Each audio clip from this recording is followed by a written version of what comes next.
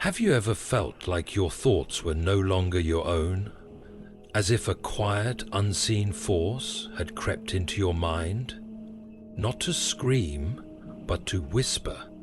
Not to destroy you in one blow, but to slowly drain your strength, your hope, your clarity.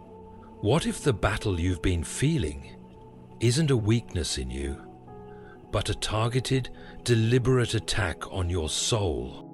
There are battles fought in the open and others in silence. The mind is often the first battlefield and the most deceptive. When a spiritual attack begins, it rarely announces itself with trumpet blasts or visible signs. Instead, it creeps in slowly, often unnoticed, like a draft beneath the door. One of the most crucial and overlooked signs of this hidden war is the rise of persistent negative thought patterns. These are not simply moments of doubt or bad days. They are sustained assaults, subtle, cunning, relentless. At first, the thoughts may seem like your own, a stray idea here, a quiet whisper there. You're not enough. They don't care about you. Everything is meaningless. These thoughts echo in the mind like old ghosts, familiar yet unwelcome. They are not born of evidence or logic. They don't arise from conversation or event. They simply arrive fully clothed in certainty, as if they belong. And that is the danger. They are persuasive, not because they're true, but because they wear the mask of your own voice. These patterns tend to build upon each other. One lie leads to another, and soon the mind is a tangle of gloom. The past becomes a burden. The present feels pointless, and the future offers no hope.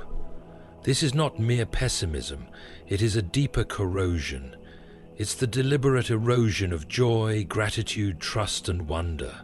What once inspired now feels hollow. What once comforted now seems distant. The world, though unchanged in its color and shape, loses its warmth, and all this begins with the quiet repetition of inner poison. Doubt plays a prominent role in this siege, not the kind that asks questions in order to learn, but the kind that demands silence so that no answer may be heard. You begin to question everything good, your calling, your worth, your relationships, your direction. Faith becomes fragile, not because truth has changed, but because your mind has been flooded with questions that no longer seek resolution. These doubts are not curious, they are accusing. And then comes fear, not loud and dramatic, but subtle and ever-present. Fear of failing, fear of being exposed, fear of being alone, fear of being unworthy. Fear paints the future in shadows. It makes every decision feel risky, every step feel unsure. It pretends to be prudence, but it is paralysis in disguise. Where once there is courage to dream and act, now there is only hesitation. The mind, once a garden of possibilities, becomes a maze of second-guessing. This pattern of thought does not simply affect mood, it reshapes identity. When you begin to believe these thoughts, you begin to see yourself through their lens.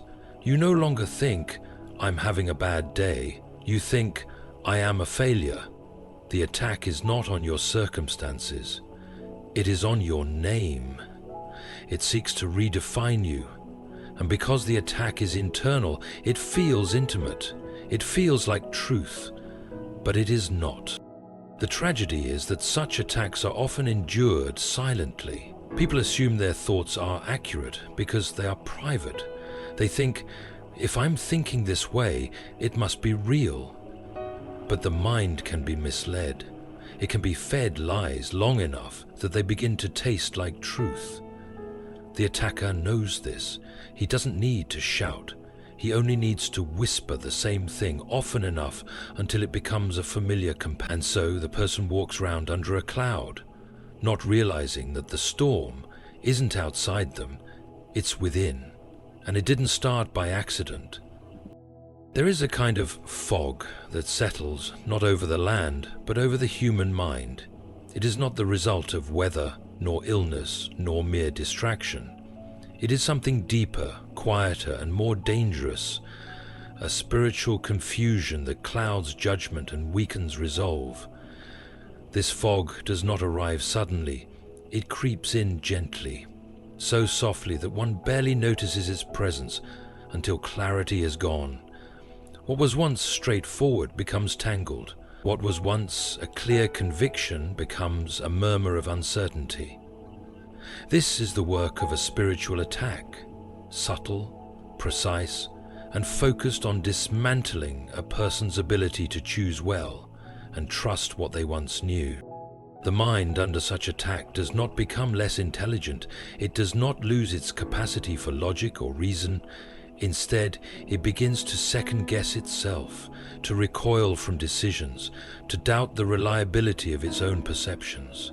Indecisiveness becomes a strange kind of safety. The longer one delays a choice, the more it feels like protection. But in truth, it is paralysis masquerading as caution. This is not the careful weighing of options that leads to wisdom.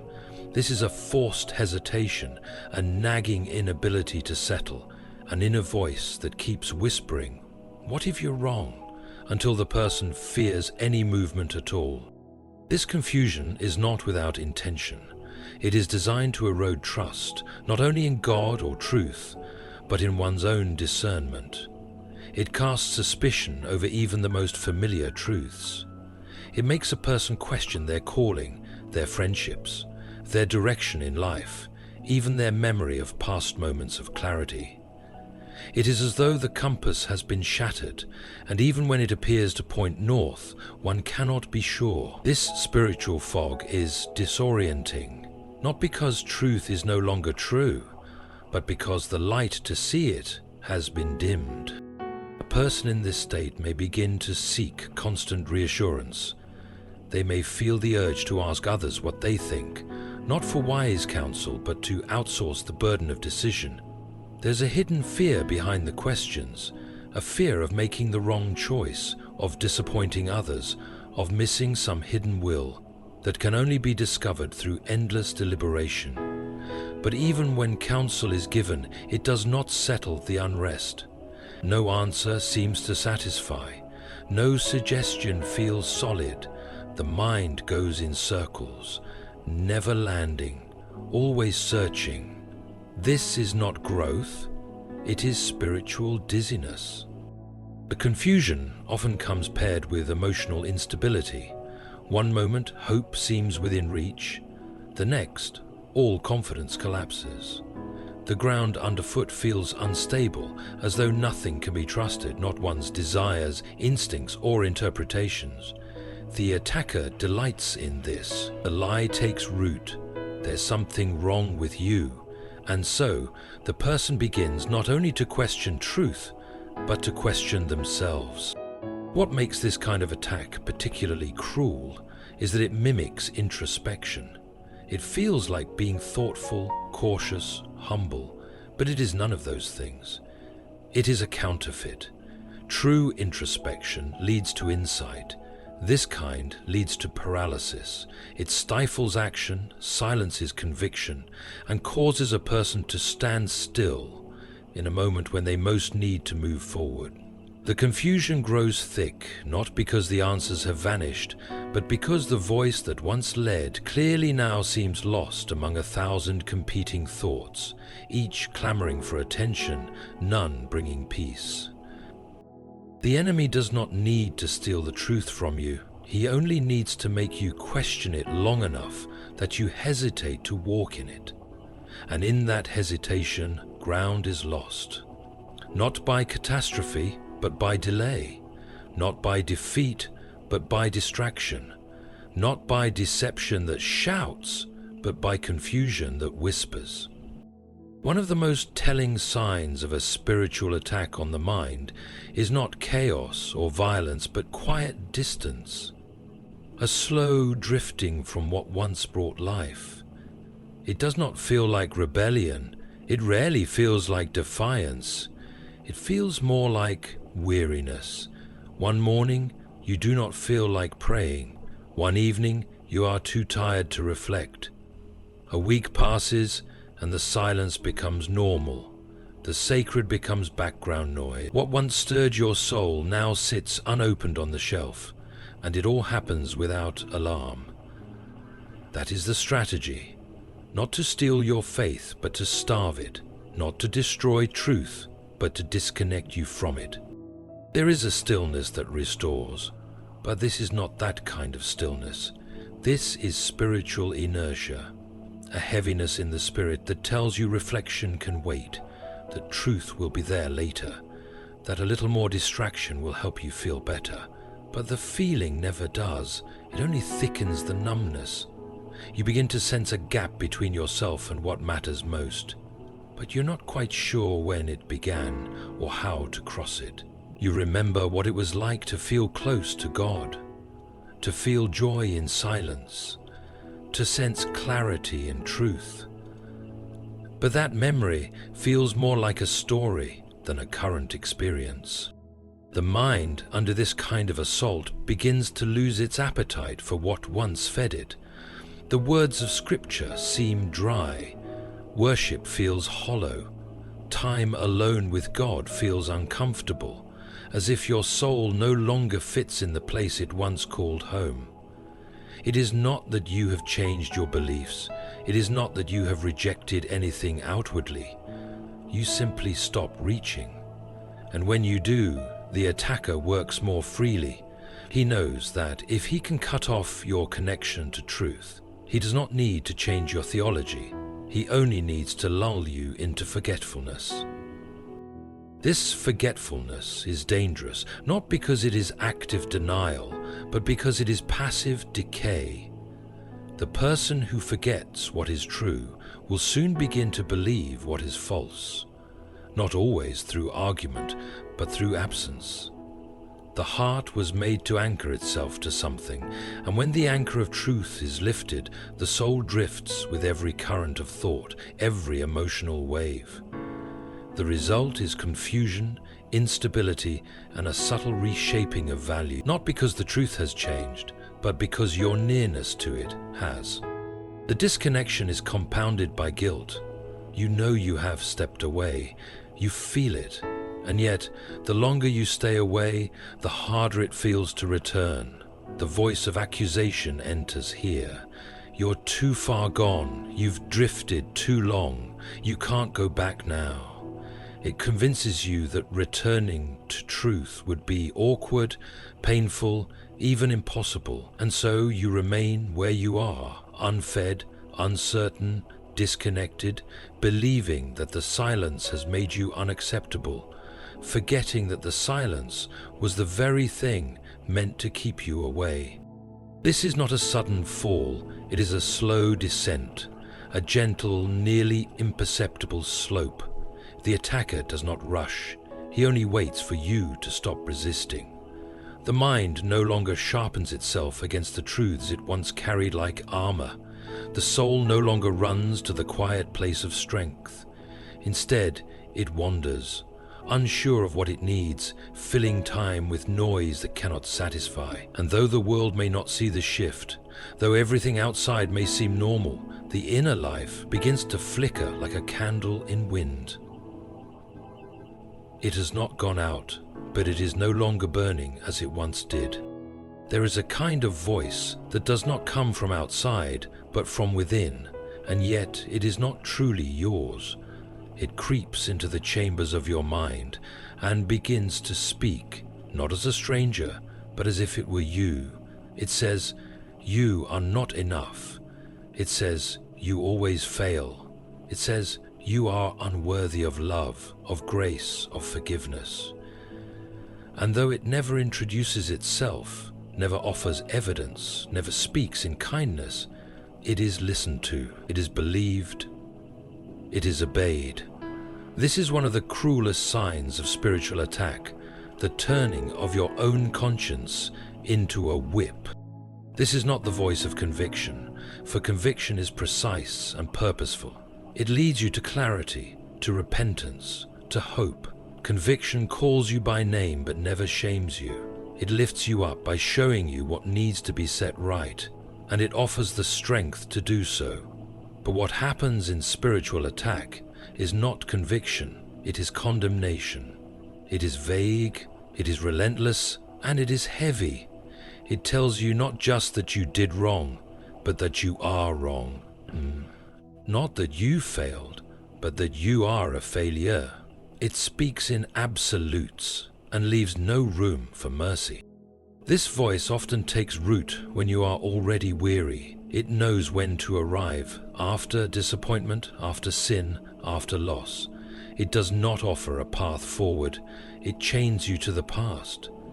It makes you rehearse every mistake, magnify every flaw, revisit every shameful memory.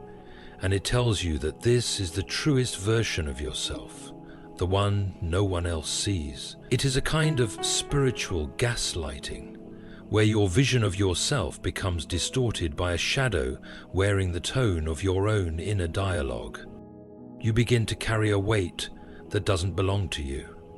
Guilt lingers long after forgiveness has been sought. Shame becomes part of your identity. You shrink inward, reluctant to pray, reluctant to open up, reluctant to hope. Because the voice tells you that you are unworthy, and slowly you begin to agree. The enemy has no need to accuse you in the open when he can make you accuse yourself in the silence of your thoughts. This inner condemnation is not loud, but it is constant. It hums beneath your daily life like a dark background music that never stops playing. Isolation grows in this environment, not always physical, but emotional and spiritual. You hesitate to reach out because you fear that others will see what you see in yourself. You pull back from people who love you because the voice tells you they wouldn't if they truly knew. And in this distance, the condemnation deepens. You are no longer just struggling. You are convinced you are alone in your struggle. You become ashamed of your shame, and it becomes a cycle with no exit in sight. What makes this attack so effective is that it uses your own moral compass against you. The conscience, designed to guide and protect, becomes hijacked. You are no longer growing, you are punishing yourself endlessly. And the longer it continues, the more you forget the difference between godly sorrow and toxic shame. The former brings transformation, the latter brings paralysis. The former humbles you into deeper relationship. The latter isolates you in hidden despair. It is a distortion of truth, not its absence, that causes the deepest damage. The enemy knows Scripture well enough to twist it. He knows your memories well enough to weaponize them. He knows your values well enough to shame you for not living up to them. And so he turns your own heart into a courtroom where the verdict is always the same and mercy is never permitted to testify. This attack is subtle, but it is devastating because it convinces you that what is untrue is your deepest truth. Weariness is often mistaken for simple tiredness. People believe it can be cured by a night's rest, a short break, a change of scenery. But spiritual weariness is something else entirely. It is not solved by sleep or distraction. It is a slow erosion of strength from the inside out, a depletion of resolve that cannot be easily explained. When you are under spiritual attack, one of the clearest signs is this deep, soul-heavy exhaustion. A sense that you are running hard but going nowhere, pouring yourself out with nothing to refill you. You begin to lose your inner vitality. Not because you're doing too much, but because something is draining you unseen. This weariness shows itself in how your tasks begin to feel heavier than before. The same responsibilities that once brought satisfaction now feel like burdens. Your prayers feel forced, your thoughts are foggy, and your efforts, no matter how sincere, seem fruitless. You keep going because you must, but there is little joy in it. Even the things you love seem dimmed, muted, stripped of color. It feels as though you are carrying an invisible weight that others cannot see, and yet you must pretend it is not there. This kind of exhaustion doesn't cry out, it sighs. It doesn't scream, it withdraws. The mind under this kind of attack grows tired of fighting. It doesn't stop believing necessarily, but it stops expecting. Hope becomes a theory rather than a living presence. You no longer pray with anticipation, but with a quiet doubt that wonders if you are simply speaking into an empty room. The promises that once felt personal now feel distant, like words meant for someone stronger, someone less broken. There is no dramatic collapse, only a quiet fading, a slow silencing of the inner fire. You may find yourself wondering why everything feels harder than it should. You examine your habits, your health, your schedule, but nothing explains the depth of this fatigue. That is because its source is not natural. The enemy does not need to strike you down with tragedy if he can simply make you too weary to rise. He need not attack your beliefs head-on if he can just make you too tired to live them. This is not about the enemy winning a loud battle. It is about him slowly taking your strength while you are too weary to notice. The danger of this kind of spiritual fatigue is that it leads to neglect, not from rebellion, but from simple inability. You forget to guard your heart. You let go of the disciplines that once kept you anchored. You stop reading, not because you don't care, but because you no longer have the energy to be nourished. And in that moment, the cycle deepens. What was once a well of renewal becomes dry. And the longer it stays dry, the more tempted you are to fill it with things that offer quick relief, but no real strength. In this state, even small trials feel overwhelming. The mind becomes less resilient. Every difficulty feels like confirmation that you are failing. You compare your weakness to the apparent strength of others and assume you are the problem. But the truth is simpler and darker. You are under siege. Your strength is being stolen, not all at once, but bit by bit. And in your fatigue, you begin to believe the lie that this is simply how life is now, that the lightness you once felt is gone for good. This attack does not demand your fall. It only requires your exhaustion. It turns effort into drudgery, service into slavery, purpose into pressure, and you become less yourself, not because you have changed your beliefs or abandoned your path, but because you have been quietly emptied. The most dangerous thing about this kind of attack is that it teaches you to accept your weariness as normal, to live with it, to adapt to it, rather than to resist it. And in doing so, it keeps you from ever truly rising again. One of the final and most destructive signs of spiritual attack on the mind is the quiet whisper that tells you to isolate. Not with anger, not with bitterness, but with a subtle sense that you are simply safer alone. You begin to withdraw, not always from the world, but from deep connection, from honest conversation, from the people who know how to speak to your soul. It starts as a quiet distancing, justified by exhaustion or busyness, but beneath those reasons is something more strategic, more dangerous, the belief that others won't understand, or worse, that your burdens are yours to carry alone. This isolation is not just about being alone, it's about being unreachable. You may still attend the same places, speak to the same people, smile when expected, but beneath the surface you have begun to retreat. You answer questions with surface words. You avoid vulnerability because it feels too risky. You convince yourself that it's easier this way, more peaceful even, to keep others at a slight distance. And so you build a small, quiet world where no one can hurt you, but also where no one can help you. And this is exactly where the enemy wants you, cut off from the very voices that might remind you who you really are. Isolation convinces you that your pain is unique, that your struggle is a sign of failure, and that others, if they knew, would turn away. It whispers that no one else wrestles like you do, doubts like you do, falters like you do. And so the silence deepens and the shame grows louder. You begin to feel invisible, even when surrounded by people. You begin to feel unknown, even when someone calls your name. This disconnection is not a lack of presence, it is a lack of communion, of true fellowship, of being seen in your weakness and still embraced.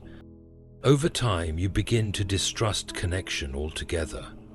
Encouragement feels hollow, compliments feel suspicious, invitations to share feel burdensome. You find it harder and harder to believe that anyone's care is genuine. You assume pity, obligation, or mere politeness. And so you shrink further into yourself, becoming both jailer and prisoner in your own mind. And yet you justify it as wisdom, calling it boundaries, maturity, or independence, when in truth it is spiritual isolation, skillfully disguised to keep you alone in your fight. There is a particular danger here, because humans were never meant to battle in solitude. The soul needs others, not just for comfort, but for clarity.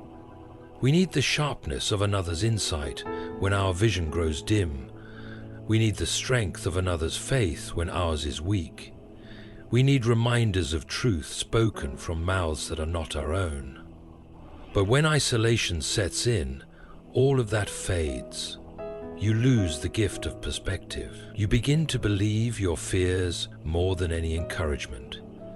You become vulnerable to lies simply because there is no other voice present to challenge them. Even prayer begins to feel one-sided. You might speak, but you do not wait for reply. You might confess, but you do not expect cleansing. You might thank, but without joy. And in that quiet disconnection, the spiritual attack grows deeper. Not because God has moved, but because you have been convinced to hide. You may not even realize how far you've drifted until you look around and discover that you are carrying things you were never meant to carry alone. This kind of isolation is not marked by outward drama, but by inward erosion. It removes you from the circle of strength that community brings. It separates you from the hands that could lift you up. It convinces you that healing is private, strength is solitary, and love must be earned rather than freely received. And so the enemy wins, not by force but by silence, not by argument but by cutting off the echo of truth that only others can help restore.